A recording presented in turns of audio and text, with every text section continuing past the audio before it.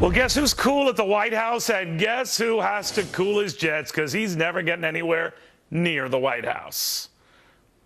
What he is doing is destroying the most reliable, lowest cost power grid that the world has ever seen.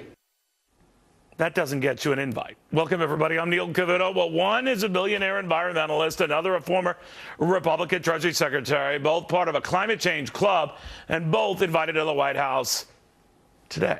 Not coal guys like Robert Murray, who are more thorns in the side of the White House every day, and not former Shell Oil boss John Hofmeister either. Climate change, John, as you know, the big theme, you be on board or you're not invited.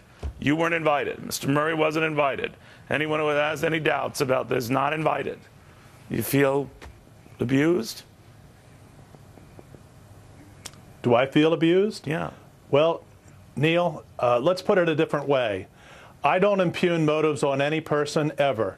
But if you inject fear into the American public, and you're a billionaire who knows how to make a lot of money off of fear, let's follow the money on this visit to the White House.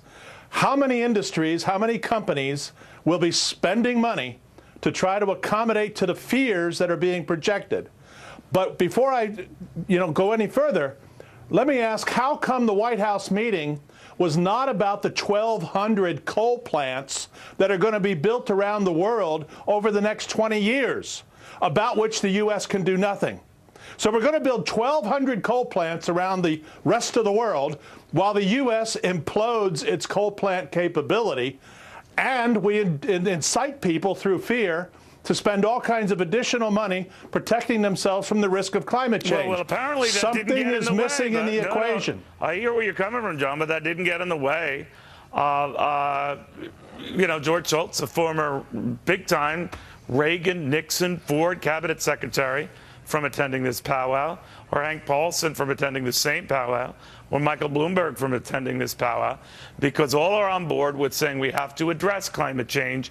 And as George Shultz was telling me for Fox Business Network, take out an insurance policy just in case.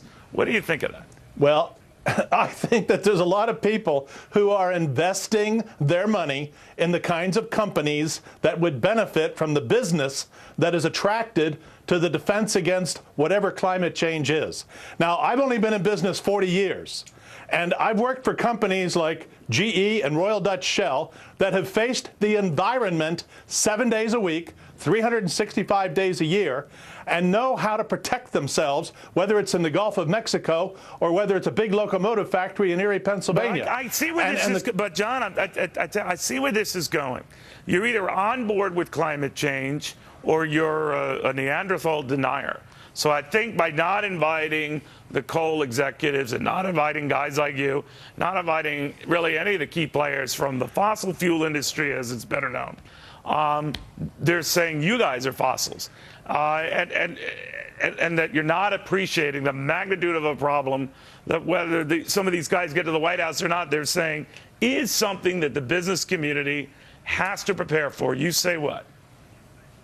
I say that businesses have been doing it for decades. And this is a beauty parade of collaborators who will all benefit from the financial investments that'll be forthcoming based on fear. And I don't think that that really answers the question of climate change, because the climate has always changed. We've always had to adapt and adjust. This is a few elite people who are trying to shock the nation into spending money where they can make money. You know, and I've asked some of the players here, well, all right, let's assume you're right. It's a big stretch to say you are. Then what do we do to prevent it? Well, what are we going to spend on? What are the insurance policies we're going to take out? I don't get a straight answer. Well, first we need a strong economy. We can't have a strong, because people need a job. The economy needs investment, and some of that investment needs to include hydrocarbon energy because we don't have alternatives to substitute for it. And if we're really concerned about the dramatic effects of hydrocarbons, I go back to my earlier point, the 1,200 coal plants that are going up around the world. And so there is a hypocrisy here, Neil, that I think deserves a national discussion. I'm not anti-climate change. I wish I would try to talk about a guest list. It deserves. I mean, if you're going to address about a situation and you're saying we're all in on it, and then the people who aren't quite buying what you're saying aren't invited to discuss, maybe you're a little out on it. That's not very fair. That is not very balanced. That is not very. But let me say this about real quick, John. Let me say this about executive behavior. Executives must, if they're going to be successful, listen to all parties. They have to understand disparate views. I couldn't have succeeded if I didn't listen to people who were differing in opinion from me, and to evaluate the differences in opinion. What you don't want surrounding you are a bunch of people saying what you want them to say, so that you can have all parties agreeable. Well, flip it around, when John. these I know big I'm issues going way along. My producers are going nuts. If wind and solar and other representatives were kept out of such meetings, imagine if that were flipped around, how they would feel. It's outrageous. John, thank you very, very much. It would be politically incorrect to do that, Neil. Put it mildly. Talk about temperatures changing. All right. Meanwhile, lawsuit.